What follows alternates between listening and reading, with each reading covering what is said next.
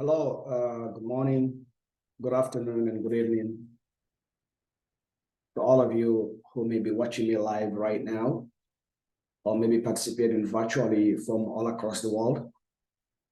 I am very excited to present my study at the Africa Interdisciplinary Health Conference 2023. I wish I could be with you in Nairobi, but for some reasons, I'm unable to be there physically, but I hope my virtual presentation will be as fruitful as me being in person. But for those of you that are in person, I envy you, but I hope you had a great time at the conference in Nairobi. But also for those of you that are virtually, welcome. And thank you very much for taking the time to listen to my presentation. So without further ado, I will jump straight into my presentation.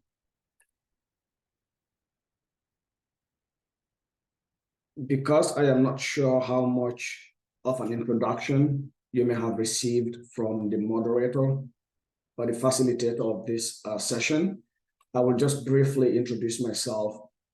My name is Dr. Abubakarr Jalloh. I am from Sierra Leone, West Africa, but currently I live in the United States. I'm the director of the public health program here at Hollings University, which is located in Virginia. I'm a global health practitioner, scholar, and researcher. And I also teach classes on social determinant of health, global health, but I also teach an epidemiology course. My interest has always been on the sociocultural context of infectious diseases, and also try to understand the impact of the social determinant of health, which one of which will be the physical environment, in this case, climate change, and other aspects of the physical environment. And so my study today, I'll briefly look at climate change and malaria in Africa. I did a systematic review of the migratory pattern of the Anopheles mosquitoes. And this is what my tracking points will look like for this presentation. That way, I hope I'll be within the time limit. To start with, the purpose of my studies actually is to understand and try to examine the contribution of climate change on the spread of malaria in Africa, but specifically looking at the migratory pattern of the Anopheles mosquitoes, which carries a parasite that causes malaria. Climate change changes in climate factors such as higher temperatures and increased rainfall affect the developmental, behavioral, and distribution pattern of insects like mosquitoes. These changes have serious implications for the effective control of insect-borne diseases such as malaria. Now let's jump into I'll give you a quick overview of malaria and climate change within the African continent. Of course, when we start looking at malaria, we do know malaria is a serious vector-borne disease that affects hundreds of millions of people in Africa. Specifically, over 200 million people burden of malaria cases affect the African continent. Globally, we see Africa accounts for 95% of malaria cases and 96% of the deaths.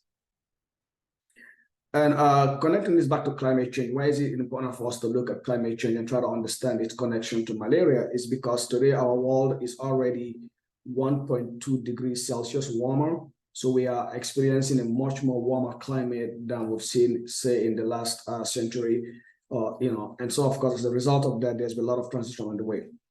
And so tropical species are spreading towards the poles. And excuse me for a minute. Of course, we are seeing the impact of climate change and the shifting nature of malaria transmission is increasingly being studied in Africa. And the reason for this is because the physical environment serves as a breeding ground for mosquitoes. And of course, transmission of malaria depends on climatic conditions such as the temperature, rainfall, humidity, and it is thus very, very important for us to actually investigate the potential impact of climate change on the migration of mosquitoes across Africa, which in turn could also help inform our future understanding of the spread of malaria. And specifically looking at the migration of the migration pattern of species. Tropical species are spreading towards the poles, and species everywhere are tracking their thermal niche. So basically, species across the world are actually looking for a much more suitable spot for them as the climate gets warmer. For example, one foundational study estimated that to date, species have been moving uphill at a pace of 1.1 meters per year, and to a higher latitude at a pace of 1.7 kilometers per year. And as we are seeing, different species are making that move. Millions of species on the move consist of some of the most dangerous pathogens or disease vectors and wildlife reservoirs that affect human health. And in recent years, we are seeing mosquito-borne diseases like Zika, malaria, dengue. They have expanded actually their latitude and, of course, their elevation sweet spot. And as a result, several vector-borne diseases such as malaria are very sensitive to climate and weather conditions. When unusual conditions prevail, for example, during heavy rainfall periods, mosquito populations can multiply and trigger epidemics. In desert regions, for example, malaria endemic areas. Also, as the earth gets warmer, the malaria vector will develop faster, allowing them to breed faster, bite more frequently, and expand into more unsuitable areas than have done in the past. And now let's jump into my methodology. My study is systematic review of the literature. As you can see here from this flow chart, this is my methodological process that I took when I was reviewing the literature on the climate change. Specifically, initially using Google Scholar and then PubMed, I ended up with 209 research articles, empirical studies. Out of those, after screening the abstract, 177 of those were excluded because they did not meet the criteria of the study. And so I fully ended up screening 32 studies that were eligible for the studies looking at the migratory pattern of Anopheles mosquitoes and, of course, how they connect to climate change. And out of those, 9 studies were also excluded after that in-depth review of the full text. So the present study that I'll be presenting on today specifically looked at 23 studies that were systematically and critically analyzed to understand the potential effect of climate conditions on the migration pattern of Anopheles mosquitoes and thus the transmission of malaria. I hope this gives you a quick overview of what my methodology is. And now, for the sake of time, I will just go summarize the findings here very quickly. And to give you a quick overview, one thing that the literature suggested is that one thing I noticed when I was reviewing the literature is that there's a clear evidence that the Anopheles mosquito have undergone rapid range shift during the 20th century. And so this evidence suggests a geographical distribution of the malaria Anopheles mosquitoes in sub-Saharan Africa. Over the last centuries, these species have moved southward. Basically, they've been moving away from the equator and going upward. So basically, they've been going uphill elevation. And this is consistent with what we've seen the impact of climate on species themselves. For example, one study published in 2022 observed that the Anopheles mosquitoes travel quickly with the range of up to 4 meters per year in elevation and 18 kilometers per year in latitude have been recorded. And so as a result of this, we are seeing more and more geographic areas being impacted by this migration of the species. Another finding also, on average, we see that different species of the Anopheles mosquitoes, they've expanded their range, which means they've been migrating at a much more faster pace. And on average, we are seeing 1,600 to about 2,300 feet in elevation. So they are moving much more higher. And even also in terms of when it comes to moving southwards, we are seeing the expansion of 300 miles, south of the equator. So this tells us that these mosquitoes are really, really moving towards that. And also one thing I noticed throughout the review of the literature is that there's a disproportionate impact of climate conditions, specifically rainfall and temperature on malaria spread in Africa. So basically, as we always say, the shift of the malaria does not affect geographic regions the same way. There's a disparity, between the regions and how they are impacted by this change that we are seeing, or this different pattern of migration of the Anopheles mosquitoes. So, for example, specifically looking at the literature, you can see that while West Africa may experience a stable trend in disease transmission due to optimal temperature, the East African highlands and southern regions may witness increasing rate of transmission due to rising temperature and heavy rainfall. So basically, in a nutshell, West Africa is not projected to actually experience any big shift. Some studies actually even suggested that West Africa may see a slight decrease of malaria transmission because the mosquito basically has an optimal temperature, right? So it's not getting extremely too warm for them to not survive. So for example, the malaria mosquito and parasite are happiest at a temperature between 17 degrees Celsius and 35 degrees Celsius. So in West Africa, this is projected to pretty much remain the same. So it's like a sweet spot for the mosquito. So we are not projecting to see any difference in the malaria outcomes in West Africa. But as the Anopheles mosquitoes shift their range as they move southwards, we are much more eastern. Also, we are much more seeing the eastern highlands of Africa and southern region may witness an increasing rate. So there's a projection that they may witness increasing trend of this. This is actually already being seen, especially, for example, in South Africa, where they are seeing a much more increasing trend of malaria transmission in the southern portion of South Africa itself. That's just an example. But what about Central Africa, right?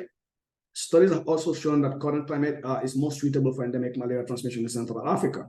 So warmer temperatures are, however, predicted to have a mixed effect on malaria in Central Africa itself, especially in warmer routes, right? So this is what Central Africa also, the picture is a little bit murky in Central Africa, but we are much more maybe to see a little bit more increase in there.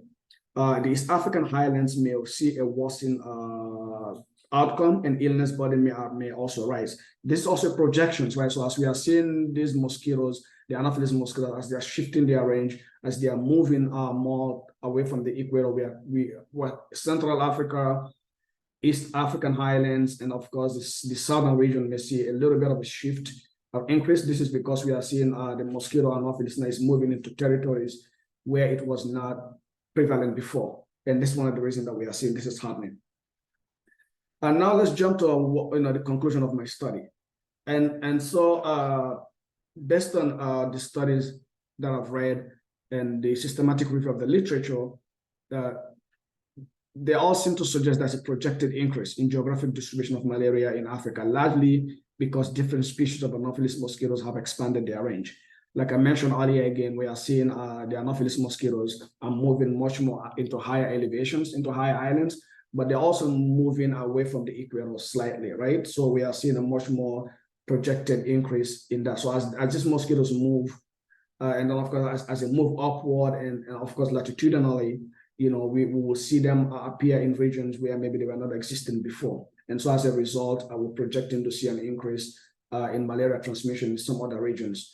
In Africa, as I mentioned earlier, West Africa, we may not see enough change, but Central Africa, the East African highlands, and of course, the southern portion of the Southern Africa region also may see a slight increase in that area. So now let's jump, what does this all mean, right?